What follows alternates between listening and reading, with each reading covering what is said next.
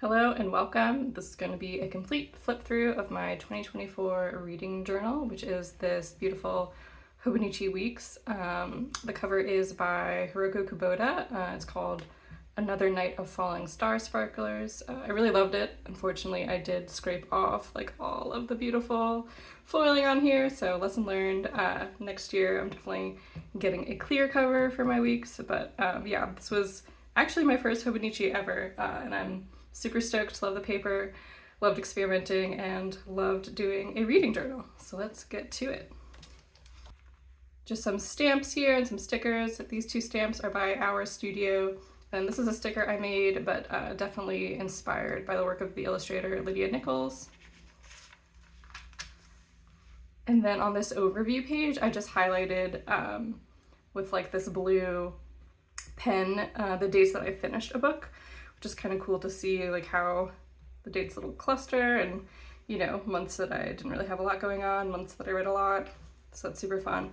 And I also transferred all of these dates to my 2025 reading journal. So I have like a reference as to like when I'm reading more and which months than I was like last year and stuff like that. And then for this yearly overview, I think my idea with this scale was that if I did it like truncated like this, I'd be able to see which months I was reading a lot of graphic novels and comics. So like the page count might be really low, but the books might be kind of high. That didn't really happen. I think it just looks really squished. So next year I'm definitely going to use like this full column for like the book counts, because I still really like the idea, but I think the execution could use a little work. But it is kind of fun to see like which months were crazy, and then the second half of the year I was pretty consistent, honestly, but then first half of the year was kind of all over the place. So that's cool, but yeah, definitely got to work on the scale. This is one of my most favorite pages. I love the way this turned out. This was so much fun to do. So I took tiny pieces of washi tape for each book that I read, and then I also used some like book stickers, you know, when I was feeling a little burnt out on cutting these very small pieces of washi tape, just to give me like a lot of books in one go. But this was super satisfying. I'm definitely gonna do the same next year. And yeah, maybe we could see the beautiful foiling on some of the stickers and washi tape. So much fun. Yeah, so this was really awesome. I also feel like I should highlight the mistakes I made, because I know when I'm looking at stuff, I'm like, wow, everything looks so perfect, but I know that like a lot goes into making journals, and you know, mistakes do happen. So for this, I didn't like the way the O turned out that first time. So I just put a whole another piece of paper on top of it and redrew it. So yeah, there you go. Nothing that you do, even in pen, can't be undone. Moving on to the monthlies, I kept this layout pretty much the same for all 12 months. I just kind of tweaked some things here and there. So I used this washi tape to highlight each book, and then wrote the name of the book, obviously, and then the order that it was read in the month. So like, for instance, The Shadow of the Gods continues into February, so that's why I didn't number it in this system. And then this tiny little cat sticker is books out of the library. This one is for books that I bought or like physically have. So it's, you know, I only read one book, but I didn't actually buy it. It was gifted. And then this one is for physical printed books, and this one is for digital books. And then along the side, I have genre stickers in like roughly the order that I read them. So like the first book, Monica, was a comic, so that's why I have this little comic sticker. Next book, Grog, was more of fantasy. And then horror? I'm actually not sure which one would really be horror. Maybe it was Woman Eating, even though I actually DNF'd it. I think I still included the genre sticker. So yeah, then this one's for LGBTQIA+ books. And then if I didn't have a sticker for it, I just kind of wrote the genre and boxed it. And then this last one is for romance, which I think, oh yes, Think of England. That's an awesome book, really love it. Okay. So yeah, pretty consistent with this layout for the months. This was a crazy month. I read so many different genres, way more than usual. This doesn't indicate anything. I just accidentally cut through the paper there. So I put a little sticker to keep it together. another fun month, and this is when I got these really cool number stamps that I started using, so I really enjoyed that. And then I think I just put this highlight because, yeah, I read 8 books total, but obviously this only adds up to 7, so I am really bad at counting, so I just put that little note to remind myself why one side is 7 and one side is 8, where theoretically they should be the same number. Silver Under Moonlight also continues until next month, and then I also realized that I misspelled the whole title into May. Silver Under Nightfall. I'm not even sure which one it is, honestly. It might be Silver Under Moonlight. They both sound like great titles, though, if I do say so myself, but yeah. Yeah, so this is the only view I think that I highlighted the DNFs, or I guess maybe at the end, my book reviews, I also say, like if I got pretty far into it, I also say like why I DNF'd it and things like that. I really like Nevada. I think it just wasn't like the right time for me to read it.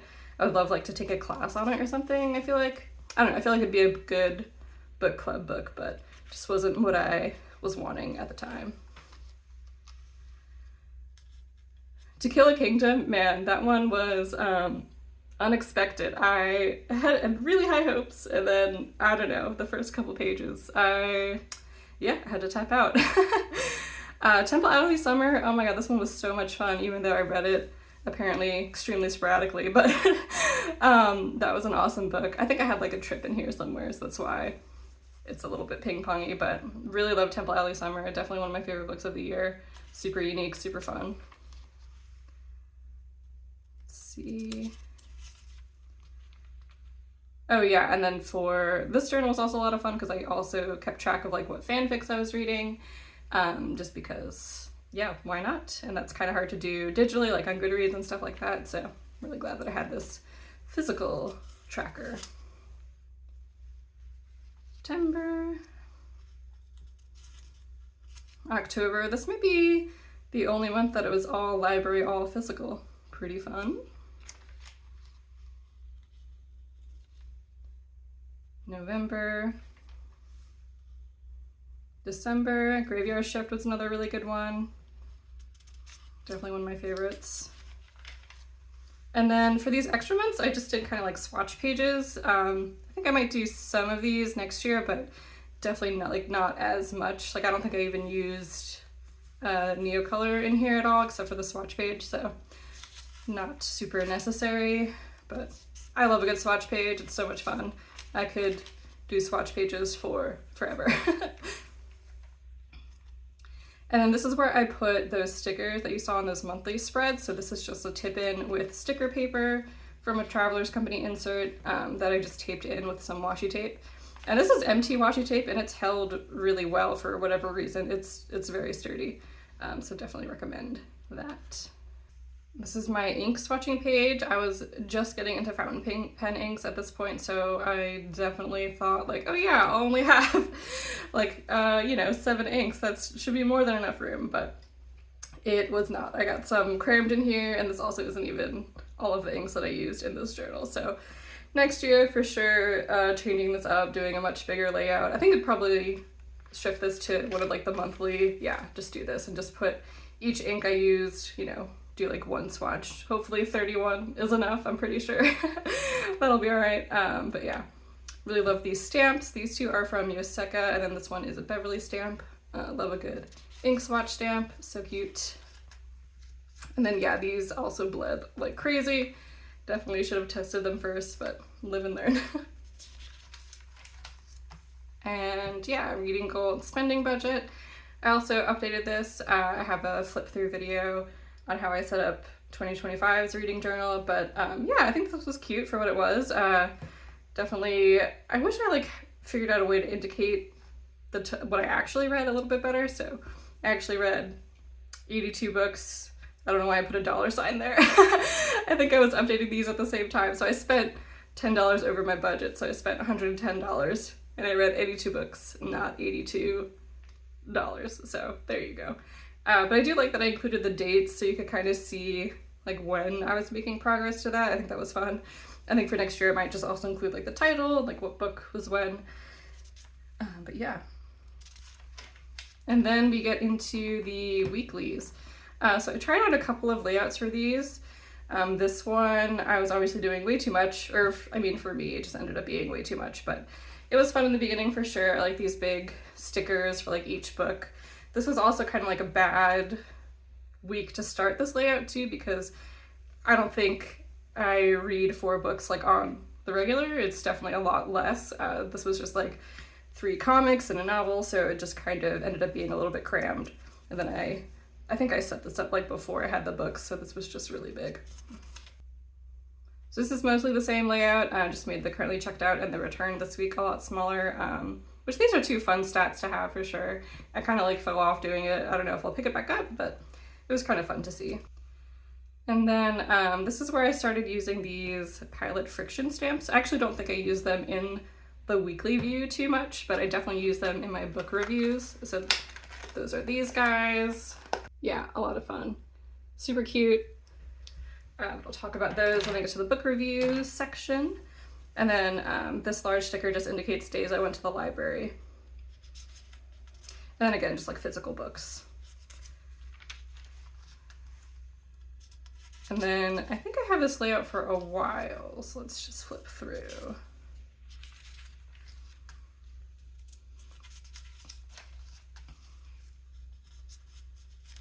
Love seeing like the different ink colors. That was a lot of fun, like using 1 ink for 1 book. Works out great because I roughly have like 3 pens inked, and I read like at most usually 3 books a week, so yeah, so like it works out really nice when I have all 3 inks used. Binti was so good. I wish it was so much longer, but really cool world building, a lot of fun. And my KJ Charles obsession, thanks to TikTok.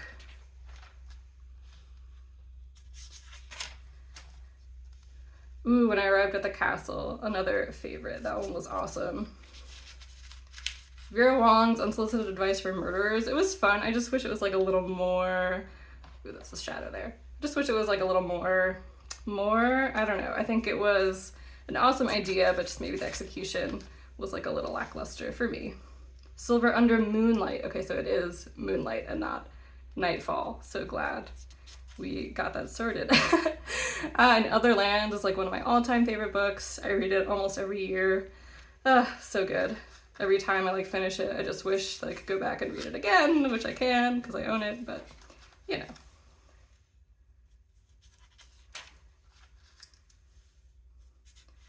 Mammoths at the Gates. This is part of, I think it's called the Singing Hills series by Nevo. Such a good series. They're all so much fun. Really enjoyed. I think I read a couple of them this year. That was awesome. And then Witch King, spoiler alert, my book of the year. I guess that's not really a spoiler alert, but Witch King was my book of the year. Definitely like my all-time favorite read. So good. And I also like, it was a favorite read, but also I read it in Portugal on vacation, so it was like a really good book, read in like a really beautiful place, so just good memories all around. Yeah, Into the Riverlands, another one of those Singing Hills cycle books. Yeah, this is still the same layout pretty much. I think I had this pretty much until December, and then I was setting up for 2025 and was like, hey, let's try something new. Yeah, so I definitely fell off with the currently checked out stats a little bit.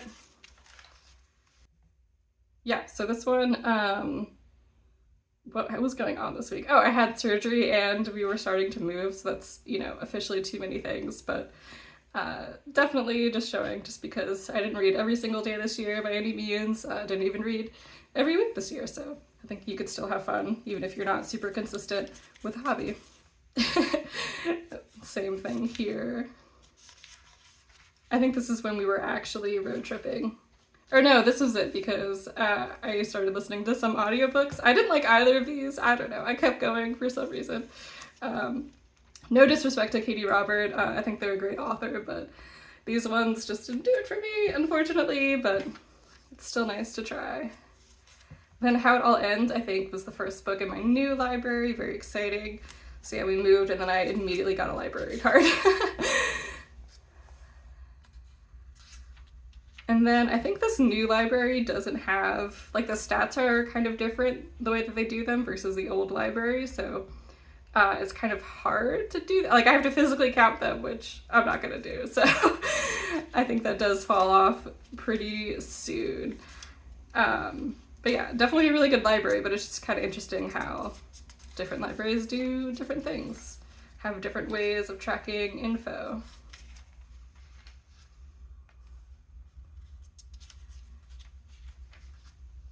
Let's see. The Familiar is another one that I wish was more... Actually, I don't even know if I even like the premise, which is, I know, rude to say, but I think I really wanted to like it, but it just fell pretty flat for me. Oh yeah, and I also read children's books. I read kids' books, comic books, all that stuff, just because I like to get inspired by different illustrators, but also because they're just fun. So I definitely include those in my count, but you know, so it's not all novels in here.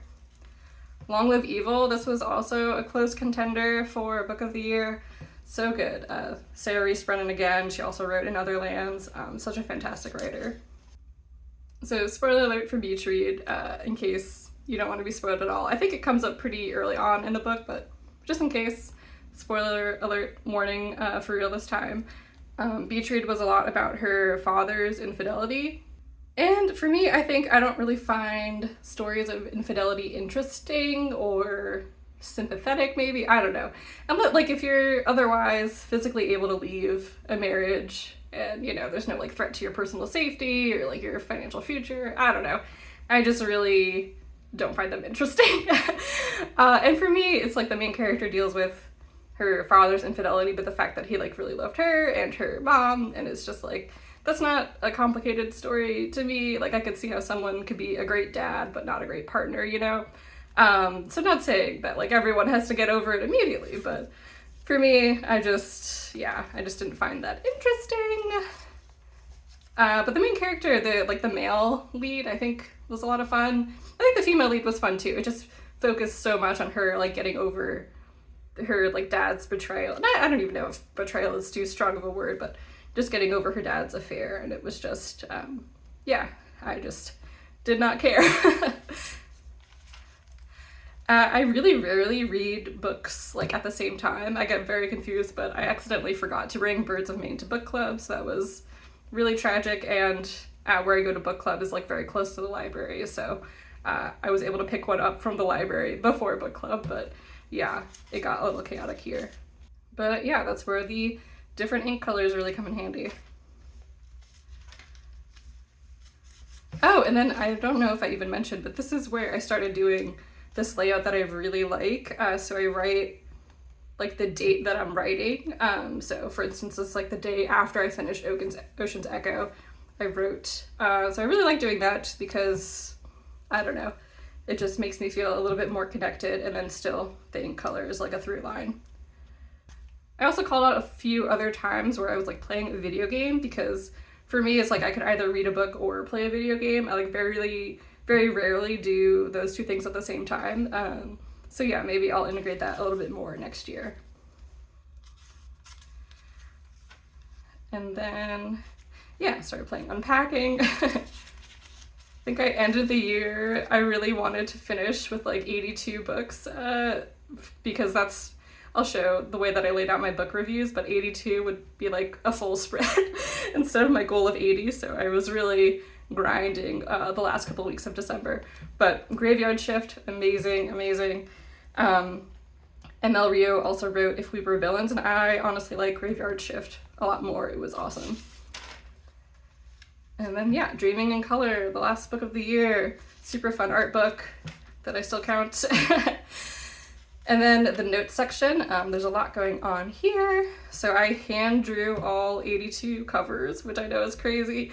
But I wanted to keep these as like one shot as possible. So even if I didn't like it, like I wasn't gonna redo it, I was just gonna keep going. So yeah, some of these are really rough. No disrespect to these amazing cover artists. They're awesome, but yeah, I just wanted to like capture the essence of a book cover, and didn't want to spend too much time like with the details. I just recently watched a video by Micah Oatley, where she talks about like capturing the essence of a day through drawing. And yeah, like in retrospect, I think that's what I was doing, but it's really nice to see a professional illustrator, you know, give more thoughts to that and make me feel a little bit more validated. So yeah, she was talking about how, you know, you don't have to draw necessarily every detail of a day. She was talking about memory keeping. That's kind of like how I feel about these book covers. Like I want to be able to just recognize them, but I need to draw, you know, like the faces in this tiny little square. Like I'll still know that that was the very secret society of irregular witches. So yeah. Oh yeah, and this is where I use these lovely Pilot Friction pens. Not pens, Pilot Friction stamps. They do have pens also with the same ink. But these are erasable, which I've never really used their erasable qualities. I think next year I might do drawn stars just because I think they look a little light. But yeah, I used them for different things. Obviously the star rating, and then the hearts is like if I really liked a book. This paw print is if the book had a dog, which I also kept track of. And then not a lot of books with cats, but there's also like a little cat one, yeah, if the book had a cat in it. So yeah, I drew every book. I'm just realizing I also drew the books that I DNF'd, but it's still 82. Oh, you know what? I know why. Because in the beginning I had these two just kind of like hanging out. I was like, it has to be, it can't be more, but yeah. So there you go. That was just a fun little learning journey, I just realized. But anyway, okay, let's see. Yeah, so these are all the books. And then yeah, like what I was talking about, I realized this would be 80 books, and then I just needed 2 more to complete this page. So there you go. And then I also, like when setting this up, I gave myself a ton of room for these. That I didn't end up using, but that's okay. And then we get into monthly recaps, and these just have some different stats. They're kind of like mostly the same for the whole year. They just use some different media and things like that. But yeah, I do think the stamps work really well for this. Fun little star bar chart. And then I have like a book of the month that I really like. I didn't do any book bracket or things like that, but I could have. But it was just cool to see like my favorite book of that month. I didn't really put that information anywhere else, but yeah, still a lot of fun. And then that Hours Studio stamp again. And then a nice genre breakdown. I really rarely read nonfiction, so I don't include that as its own slice. And yeah, I started using this circle stamp to give me like a more consistent circle and not worry about hand drawing it. Yeah, this ink was a little too light, but what are you gonna do? July, August, September, October.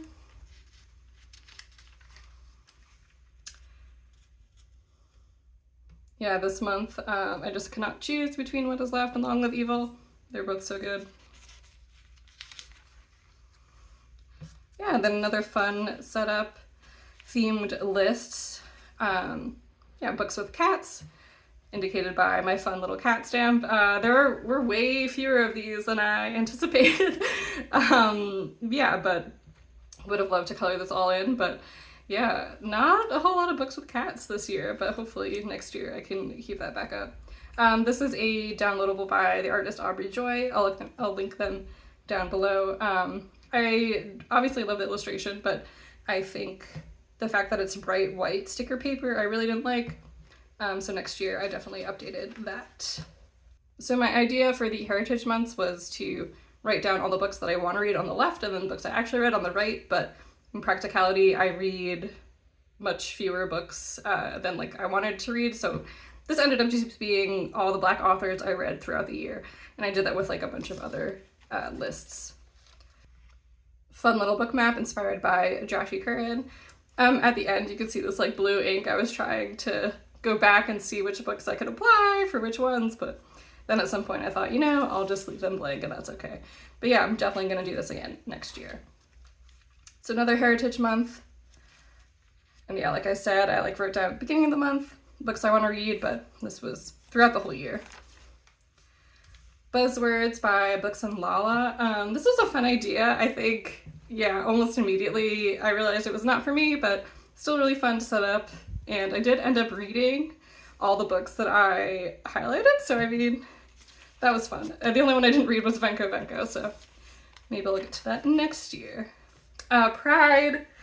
I realized that most of the books I read are LGBTQIA+, so just would have been rewriting all of them. I actually did not read the only book I have here, just because I believe the main character is like institutionalized against his will, and I just cannot handle that. But Andrew Joseph White is a great writer. I really like his other book, but I wrote this down without like reading the premise. I was like, yeah, of course, I'd love to read that. And then once I did, I was like, oh, nope, can't do that. Books with dogs. Again, not a whole lot of books with dogs. So if you have any recommendations of books with dogs or books with cats, please let me know. We'll just censor that word. I'm sure you can imagine what it says, but this is just fall themed books, slightly changing up the layout here, but I love doing this every year, getting really into spooky books right around Halloween, like September, end of August. Definitely gonna do this next year. And then, yeah, just a year in review spread. Oh yeah, and some of these titles are hand lettered, and then some of them are fonts that I traced. So this one is one that I traced, FYI. And then, yeah, getting into my all-time stats, really fun. Glad that I liked most of the books that I read, just a couple of 1 stars and 2 stars. Book of the Year, Witch King, again. This honestly went out over Long Live Evil because I don't really like book series, and at the time I thought this one was a standalone, but it is getting a sequel, which I am excited about, of course, but I think the way it ended was so perfect and beautiful, it could definitely be a standalone. So I am excited, but also weirdly disappointed, I don't know. So there you go. And then all of the genres I read, mostly LGBTQIA+, and then fantasy, and obviously all of the genres overlapped for some parts, but definitely a lot of overlap between fantasy and LGBTQIA+. Mostly library, gifted quite a few, which I really appreciate, and then, yeah, purchased. Oh yeah, and then the bulk of this $110 was for sure this art book, so, I mean, I don't know why I felt the need to call that out, but it's like, wow, only 4 books, $100, like, what did you buy?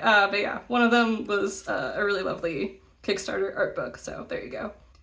Authors I've read before, 45. This really surprised me. I definitely didn't realize that I read so many authors over and over again, which is really cool. I also realized I miscounted, or I probably should have written this formula differently. So it's, for instance, like Nevo, those 2 books counted twice in the female author column. So it's like each book and author. So I probably should have made a way to just count unique author names, but alas, Excel formulas live and learn. But yeah. And that's it. Oh wait, just kidding. No, it's not. So some test pages, test layouts, and then the favorites. So these are my all-time favorite books, like above 5 stars, like that S tier book that I indicate with the hearts in my review section. So yeah, really happy that I had so many of these this year. And then just listing out all the books again and hearting again those same ones. I probably didn't need to do that, but it's cool to see them like in the list. Like the summer was a really good streak of, I think every month I had like a S tier book, so that's cool to see. I probably should also do like stars for the 5-star books. Might go back and do that. That could be pretty fun.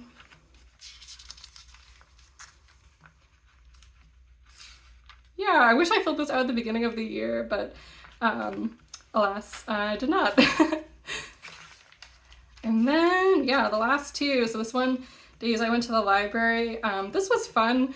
Weirdly, I fell off with it because of the colored pencil I was using. I just didn't have it with me all the time, so I think I like, you know, in preparation for making this video, I had to fill out like the last little chunk, so definitely just gonna use a different pen for that next year. And I'll solve that. But yeah, this was really cool to see.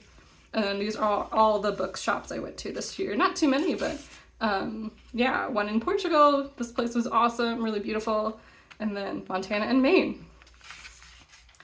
And that's it. Thanks so much for watching. Please let me know what your favorite read of the year was, if you're doing a book journal, where your book journal is in, all the things. And yeah, if you agree with any of my star ratings, or if you really disagree, please let me know and we can chat about it. But yeah, thanks for watching, and I'll catch you in the next one.